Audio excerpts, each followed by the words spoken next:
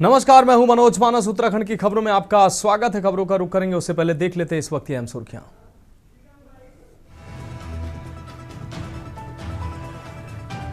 CM Dhami ने शहीद स्मरण समारोह में किया प्रतिभाग। देवभूमि कल्चरल फेस्टिवल 2025 में हुए शामिल। राज्य स्थापना का रजत जयंती वर्ष 5 नवंबर को दून विश्वविद्यालय में जुटे प्रवासी उत्तराखंडी। सीएम धामी ने किया संवाद। नहाय खाए के साथ छठ महापर्व का शुभारंभ। 36 घंटे का निचला व्रत। महिलाओं ने निकाली भव्य कलश यात्रा।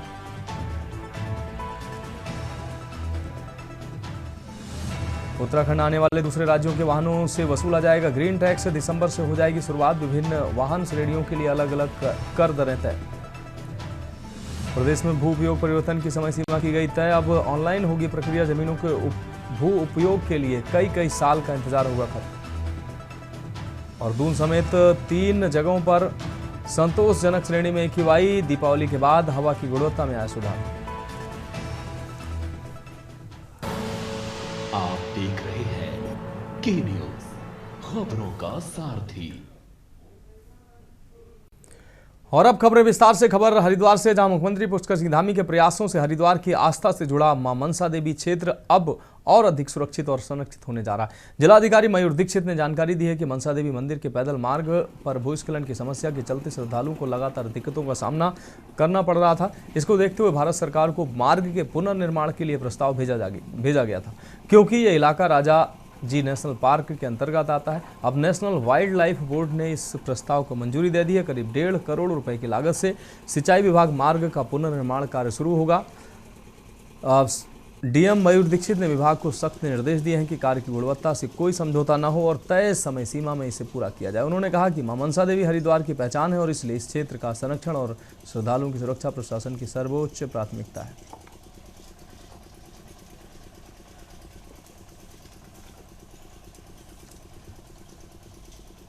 मनसा देवी का जो पैदल मार्ग है जिससे सभी श्रद्धालु मंदिर जाते हैं, पर जगह जगह लैंडस्लाइड हो रखी थी, जिसके क्रम में यहाँ से एक प्रस्ताव भेजा गया था। और चूंकि वो सारा क्षेत्र राजा जी नेशनल पार्क में पड़ता है, उसके क्रम में भारत सरकार में नेशनल वाइल्ड लाइफ बोर्ड के द्वारा इस प्रोजेक्ट को अप्रूवल दे दिया गया है। और फिर उसकी अनुमति निदेशक राजा जी के द्वारा भी सिंचाई विभाग जो कार्य संस्था है उसको दे दी गई है, जिसमें अभी 1.5 करोड़ के आसपास का ये प्रोजेक्ट है। जगह जगह जो लैंडस्लाइड हो रखी थी उसमें कार्य हमारा शुरू हो गया है और कुछ दिनों में कार्य कंप्लीट हो जाएगा, जिससे निश्चित तौर पे जो हमारे श्रद्धालु हैं उनकी जो यात्रा है वो और सुगम और सुरक्षित हो जाएगी। अगली खबर का रुख करेंगे। खबर नैनीताल से, जहां सशक्त भारत अभियान के तहत पुलिस लाइन में 2 दिवसीय संवाद वेलनेस मेला आयोजित हुआ है। कार्यक्रम में शामिल होने पहुंचे कुमाऊं कमिश्नर दीपक रावत व आईजी कुमाऊं रिद्धिम अग्रवाल ने नगर के विभिन्न स्कूलों के छात्र छात्राओं के साथ पुलिस कर्मियों और उनके परिजनों से संवाद किया। पुलिसकर्मियों को विपरीत परिस्थितियों में मानसिक रूप से सशक्त रहने के टिप्स दिए। कमिश्नर दीपक रावत ने मानसिक स्वास्थ्यता पहल के लिए सरकार की सराहना की। कहा कि मानसिक रूप से स्वस्थ रहना व्यक्तिगत और व्यावसायिक रूप से जरूरी है। जीवन में संतुलन बनाए रखने के लिए सभी को स्वस्थ रहने का हर संभव प्रयास करना चाहिए। आईजी रिद्धिम अग्रवाल ने पुलिसकर्मियों व छात्र छात्राओं सहित अन्य लोगों को स्वस्थता संबंधी टिप्स बताए।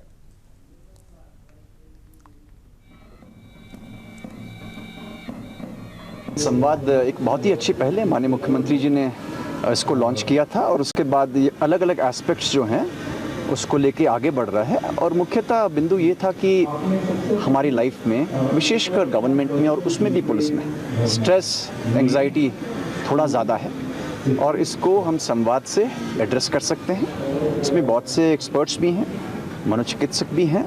प्रोग्राम लॉन्च किया था लगभग 3-4 महीने पहले। उसमें हम लोग पुलिस कर्मियों को जो वो स्ट्रेसफुल एनवायरनमेंट में रहते हैं उस संबंध में कैसे वो अपनी मेंटल हेल्थ का ध्यान रख सकते हैं, और उसी लिए हमने काउंसलर्स को ऑन बोर्ड लिया था, जो प्रोफेशनल काउंसलर्स उनको गाइड कर सकें कि लाइफस्टाइल को आप अपना बेहतर कैसे रख सकते हैं, कैसे समस्याओं के साथ जूझ सकते हैं, उनसे बाहर निकल सकते हैं और कैसे समस्याओं के बारे में अपने अधिकारियों के साथ साझा करके उन समस्याओं का समाधान निकाला जा सकता है। अब बढ़ेंगे अगली खबर की ओर। खबर चमोली से, जहां उत्तराखंड के मुख्यमंत्री पुष्कर सिंह धामी ने 2 दिवसीय देवभूमि सांस्कृतिक महोत्सव 2025 कार्यक्रम माणा में प्रतिभाग किया। इस कार्यक्रम में उन्होंने सेना और पर्यटन विभाग को सफल आयोजन की बधाई दी। महोत्सव का उद्देश्य रोजगार को बढ़ावा देना, पर्यटन को बढ़ावा देना, पलायन रोकना और स्थानीय उत्पाद को बढ़ावा देना है। इस महोत्सव का उद्घाटन शनिवार को लेफ्टिनेंट जनरल डीजी मिश्रा ने किया था। कार्यक्रम में उत्तराखंड के मुख्यमंत्री पुष्कर सिंह धामी और लेफ्टिनेंट जनरल सेन गुप्ता यहां पहुंचे। कार्यक्रम में lieutenant general Sen Gupta, lieutenant general DG Mishra, देश के प्रथम गांव माड़ा के निवासी गण मौजूद रहे। मुख्यमंत्री पुष्कर सिंह धामी ने महोत्सव स्थल में लगाए गए स्टॉल का निरीक्षण किया। प्रतिभाग करने वाली सांस्कृतिक टीमों को विजय पुरस्कार देकर सम्मानित किया। कार्यक्रम के साथ ही मुख्यमंत्री पुष्कर सिंह धामी ने बद्रीनाथ जी के दर्शन भी किए।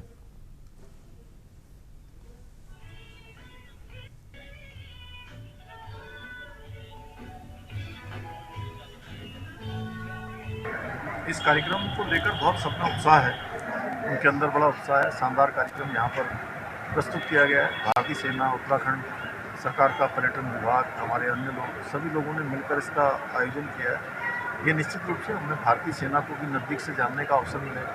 हमारे जो स्थानीय उत्पादन करने वाले हमारे स्वयं सहायता समूह की महिलाएँ हैं, अन्य उत्पादक हैं, उन सभी के लिए भी एक बड़ा स्थान और बड़ा मंच उनके प्रदर्शनी लगाने में और उनके जो बनाए गए उत्पाद हैं उनको विपणन का एक बड़ा अवसर देगा। साथ ही जो हमारे कलाकार बंधु हैं, हमारे छात्र हैं, छात्राएं हैं, उनके लिए भी, उनकी प्रतिभा के प्रदर्शन के लिए भी एक बड़ा अवसर है। भारतीय सेना ने गढ़वाल के सीमांत गांवों के सारे जगह से ये कोशिश की है कि यहाँ की जो नीति है और जो यहाँ का पारंपरिक कौशल है उसको तकनीकी सपोर्ट देकर, डिज़ाइनिंग देकर एक नया रूप देके उभारा जाए। जैसे कि एक हमारी पहल है यार्न्स ऑफ योर, उससे हमने कोशिश की है। रुकने की अगली खबर का रुड़की में दलित नेता योगेश प्रमुख पर हुए हमले के विरोध में आज दलित समाज उग्र नजर आया। अंतर्राष्ट्रीय रविदास धाम जन कल्याण ट्रस्ट और कई दलित संगठनों ने सिविल लाइंस कोतवाली का घेराव किया और आरोपियों की तुरंत गिरफ्तारी की मांग उठाई। पदाधिकारियों ने 48 घंटे में सभी आरोपियों की गिरफ्तारी की मांग की, अन्यथा आंदोलन तेज करने की चेतावनी दी। हालांकि मौके पर पहुंचे एसपी देहात शेखर चंद्र सोयाल ने कार्रवाई का आश्वासन देकर भीड़ को शांत किया। दलित समाज के लोगों का गुस्सा साफ दिखाई दिया। नेशनल भीम आर्मी, जय भीम संगठन और रविदास धाम ट्रस्ट से जुड़े सैकड़ों लोग कोतवाली के बाहर जमा हो गए। आपको बता दें कि शुक्रवार की शाम कार सवार कुछ लोगों ने दलित नेता योगेश प्रमुख पर हमला किया था।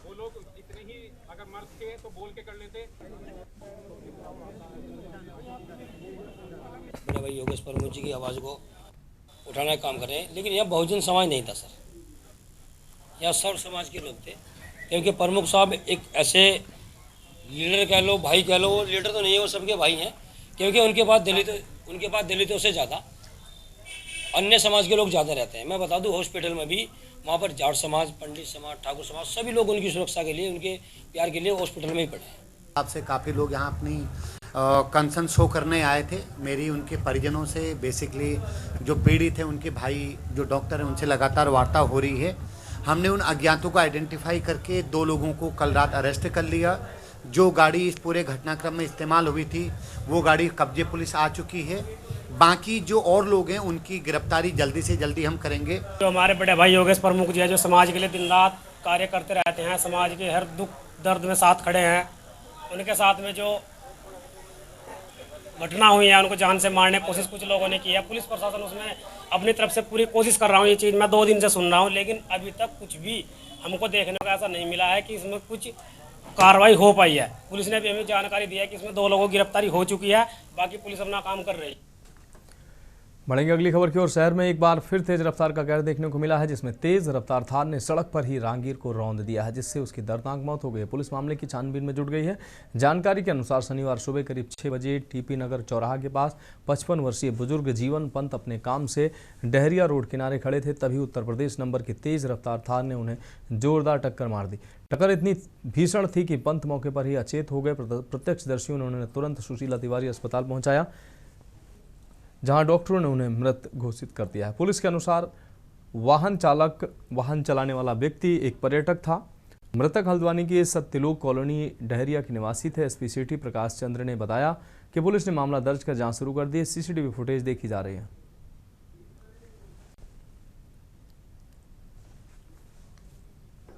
ये थार से एक व्यक्ति को जो टक्कर मारी है उनकी मृत्यु हो चुकी है। इस पर तहरीर लेकर इस पर एफआईआर दर्ज हो चुकी है। थार को कब्जे में ले लिया गया है और इसमें अग्रिम वैधानिक कार्रवाई की जा रही है।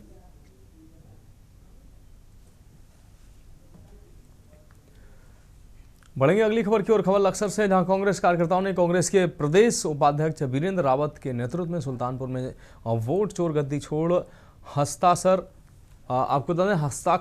अभियान यात्रा निकाली है। इस दौरान कांग्रेस नेताओं ने केंद्र की मोदी सरकार और राज्य की भाजपा सरकार पर जमकर हमले किए हैं। वीरेंद्र रावत ने कहा कि भाजपा ने चुनाव आयोग को पंगु बनाकर वोट चोरी की है, हर जगह भ्रष्टाचार फैलाया है। उन्होंने कहा कि हर क्षेत्र में भ्रष्टाचार, बेरोजगारी और महंगाई बढ़ रही है।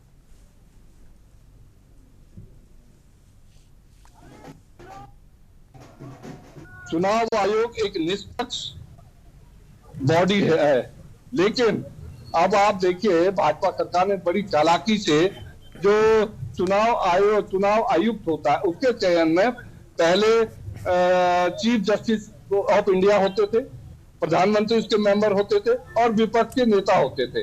अब क्या रह गया है, उन्होंने चीफ जस्टिस की जगह भारत के गृह मंत्री को सदस्य बना दिया।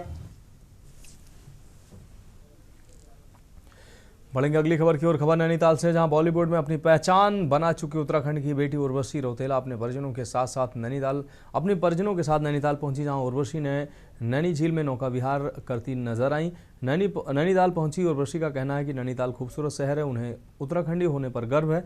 नैनीताल में उनका बचपन बीता है, उनका ननिहाल नैनीताल में ही है, उनकी माँ का नैनीताल से गहरा नाता रहा है। उर्वशी ने बताया कि कैंची धाम, जागेश्वर धाम के साथ साथ चितई गोलू देवी मंदिर के दर्शन किए हैं। उर्वशी रौतेला ने बताया कि क्राइम थ्रिलर इंस्पेक्टर अविनाश का सीजन 2 जल्द ही जियो टीवी पर आने वाला है, जिसमें उनकी महत्वपूर्ण भूमिका है। साथ ही अहमद खान प्रोडक्शन की फिल्म बाप के बारे में बात करते हुए उर्वशी ने कहा कि वो फिल्म बाप में काम कर रही हैं, जिसमें उनके साथ 80 और 90 के दशक के सुपरस्टार काम कर रहे हैं, जिनमें सनी देओल, संजय दत्त जैसे दिग्गज कलाकार होंगे। बाप हॉलीवुड की फिल्म एक्सपेंडेबल फिल्म का रिमिक्स है। आपको बता दें कि उर्वशी ने 17 वर्ष की आयु में मिस इंडिया यूनिवर्स का ताज जीता था। उन्हें 2011 में miss tourism, queen of the year, miss Asian super model के खिताब से भी नवाजा जा चुका है।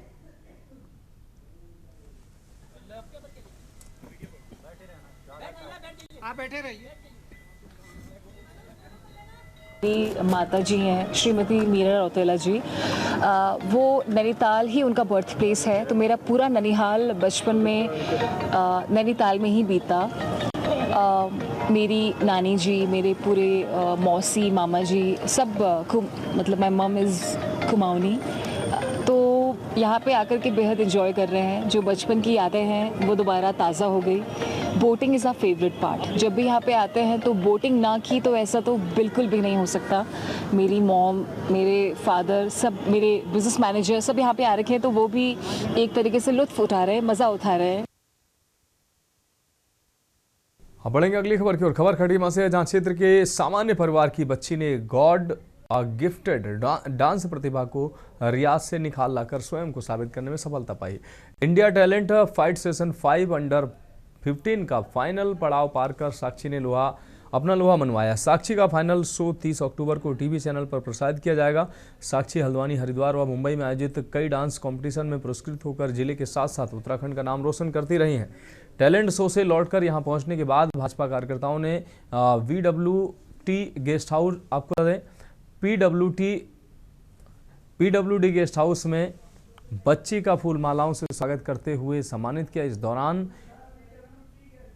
बाल प्रतिभा के आगे इंटरमीडिएट तक की शिक्षा का खर्च वहन करने की घोषणा भी की गई।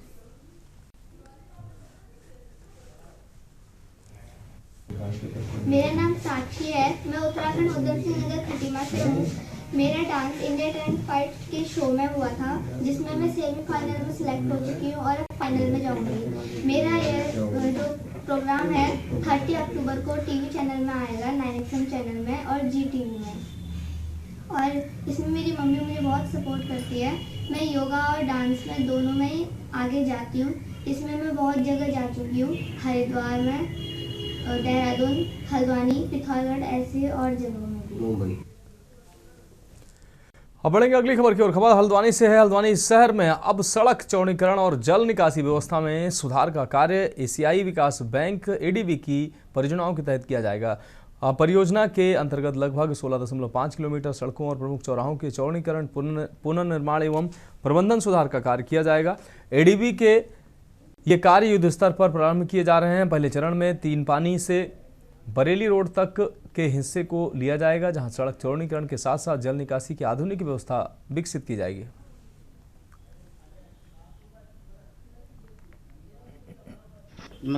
जैसे हमारा अगर नवीनीकरण की बात करें तो हमें टोटल 80 किलोमीटर का लक्ष्य था हमारा नवीनीकरण करने का, जिसके अगेंस्ट हमने 61 किलोमीटर की नवीनीकरण किया है। इसके अंदर जो कि राज्य मार्ग के अंतर्गत भी जो कि विभिन्न करीब हमारे पास 85 सड़कें हैं जिसमें जो कि कार्य गतिमान है, और उसको जो कि हमने लक्ष्य रखा है कि मार्च तक है जो कि 7। खबरों में वक्त एक ब्रेक का है, जल्द हाजिर होंगे। ब्रेक के बाद उत्तराखंड की खबरों में एक बार फिर से आपका स्वागत है। अब बढ़ेंगे अगली खबर की ओर। हाल ही में राजस्थान के जैसलमेर में एक एसी बस में आग लगने से 20 लोगों की मौत हो गई और लगभग 17 लोग गंभीर रूप से घायल हो गए।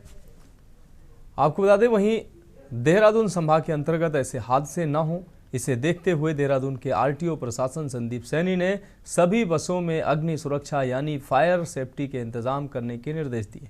इस बात पर संदीप सैनी ने कहा कि सभी ट्रांसपोर्ट यूनियन और सार्वजनिक बस संचालकों को निर्देश दिए गए हैं कि बसों में वायरिंग की जांच कर लें। साथ ही उन्होंने कहा कि सभी बस संचालकों से कहा गया है कि बसों में अग्निशमन यंत्र की जांच करें और चालकों को उसे उपयोग करने की ट्रेनिंग भी दें, ताकि कोई हादसा होने पर तुरंत स्थिति को नियंत्रित किया जा सके।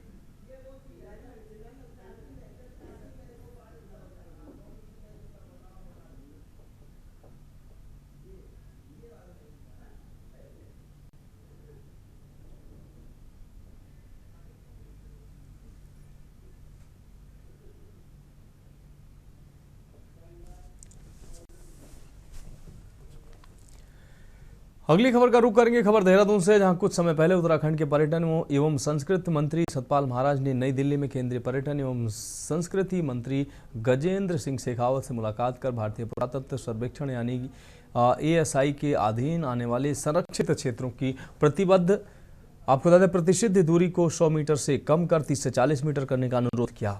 वहीं इस पर सतपाल महाराज ने कहा कि उत्तराखंड में 100 मीटर के अंतर्गत गाँव आ जाते हैं तो इस कानून से गांव में मकानों का निर्माण नहीं हो पाएगा, जिससे भयावह स्थिति बन जाएगी। साथ ही उन्होंने कहा कि केंद्रीय मंत्री से आग्रह किया कि मूर्ति विहीन मंदिरों में मूर्तियों की स्थापना की जाए और आधुनिक टेक्नोलॉजी के माध्यम से मंदिरों में मंत्रोच्चारण भी करवाया जाना चाहिए।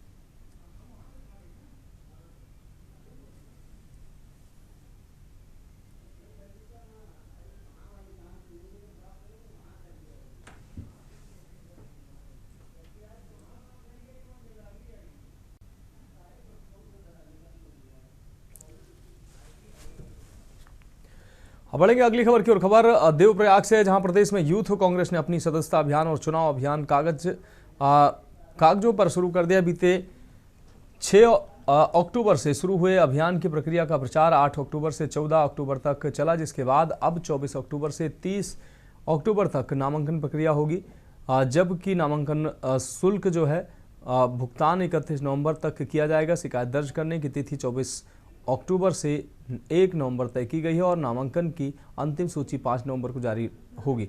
इसके बाद 10 नवंबर से 9 दिसंबर तक सदस्यता का मुख्य चरण चलेगा। वहीं जनवरी 2026 तक नई कार्यकारिणी और समितियों का गठन किया जाएगा, जिसमें राज्य से लेकर ब्लॉक स्तर तक संगठन को नया स्वरूप मिलेगा। इस मौके पर युवा कांग्रेसियों को अधिक से अधिक युवाओं को कांग्रेस से जोड़ने एवं वोटिंग करवाने के लिए प्रेरित किया गया।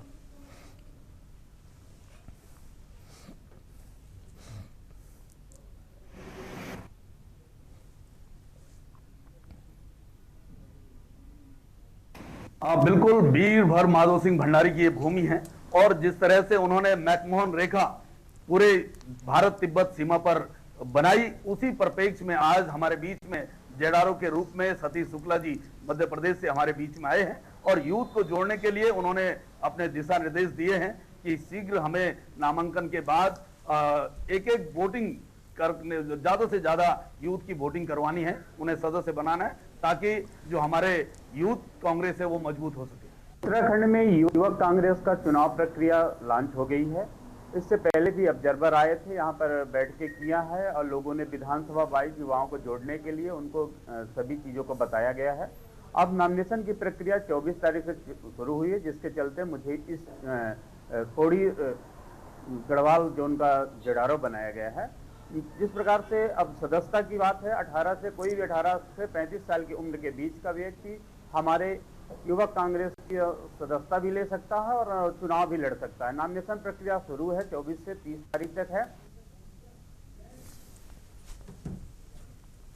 खबर विकासनगर से, जहां पचवादून क्षेत्र में आम लीची के हरे भरे पेड़ों पर आरियां चलने का सिलसिला बदस्तूर जारी है। आलम यह है कि लकड़ी माफिया आए दिन हरे भरे फलदार पेड़ों पर आरियां चलाकर पर्यावरण को तो नुकसान पहुंचा ही रहे हैं, वहीं भूस्वामी भी नियम विरुद्ध तरीके से प्लॉटिंग कर सभी नियम कानून की धज्जियां उड़ा रहे हैं। विकासनगर के पुल नंबर 1 नवाबगढ़ क्षेत्र में बीते कुछ रोज पहले दर्जनों हरे भरे आम के पेड़ों पर आरियां चलाए जाने का मामला अभी शांत ही नहीं हुआ था। उसी क्षेत्र में एक आम के बाग में सैकड़ों आम के पेड़ों पर आरियां चलाकर हैवी लोपिंग कर दी गई है, जिसकी विभाग को कानों कान खबर तक नहीं लगी। बताया जा रहा है कि ये खेल अवैध प्लॉटिंग के लिए किया जा रहा है। मामला सुर्खियों में आया तो आनंद फानन में उद्यान विभाग की टीम मौके पर पहुंची। वहां 356 पेड़ों की अवैध रूप से हैवी लोपिंग किए जाने की पुष्टि की गई। ताजुब तो यह है कि इस क्षेत्र में लगातार कई मामले अवैध कटान के सामने आ चुके हैं, जिसमें विभाग महज जुर्माना वसूलने या फिर मुकदमा दर्ज कराने तक ही सीमित रहा। इस मामले में भी विभागीय अधिकारी जांच कर संबंधित पर मुकदमा दर्ज करने की बात कह रहे हैं।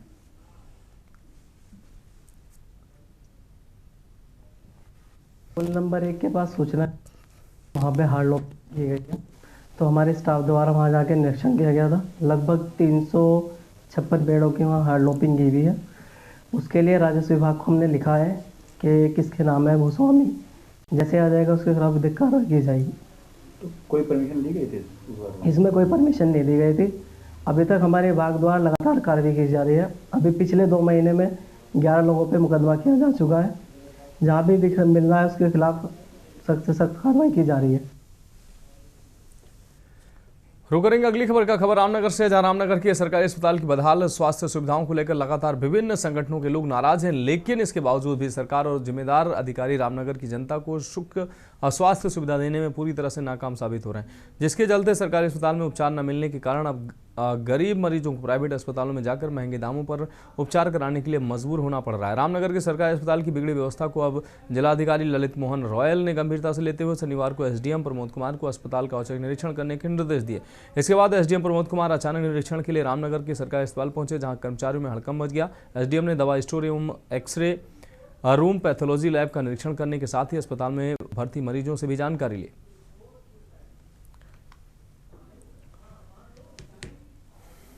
देखिए, आज जिलाधिकारी महोदय के निर्देश पे हॉस्पिटल की अचानक छापामारी की गई है। छापामारी में कई सारी अनियमितता समझ में आ रही हैं। सबसे पहले तो एक अनियमितता हमको नज़र आ रही है कि जितने भी पेशेंट जो एडमिट हुए हैं उनका जो टेस्ट होता है, टेस्टिंग रिपोर्ट यहाँ से लोकल से, यहाँ हॉस्पिटल से होने के बजाय कहीं बाहर से हो रही है। तो इस चीज़ क्यों उत्पन्न हो रही है, इस पर भी हम लोग चेक कर रहे हैं। कितने बजे पेशेंट एडमिट हुआ, वास्तव में क्या पेशेंट एडमिट होने से पहले उसकी जाँच हुई थी या उसके एडमिट होने के बाद जाँच हुई है। क्योंकि मुझे बताया गया है यहाँ पर चंदन डायग्नोसिस के साथ भी यहाँ पर एक कोलैबोरेशन हुआ है। उसमें जो कुछ जांचें तो यहीं से हो जाती हैं और जो जांचें चंदन से होनी है उनके भी डॉक्टर, उनके फार्मासिस्ट यहाँ बैठते हैं, यहाँ सैंपल लेते हैं, फ्री ऑफ कॉस्ट उनकी जाँचें होती हैं। फिलहाल उत्तराखंड की खबरों में अभी के लिए मेरे साथ इतना ही। मुझे दीजिए इजाजत और आप देखते रहिए के न्यूज़ इंडिया। आप देख रहे हैं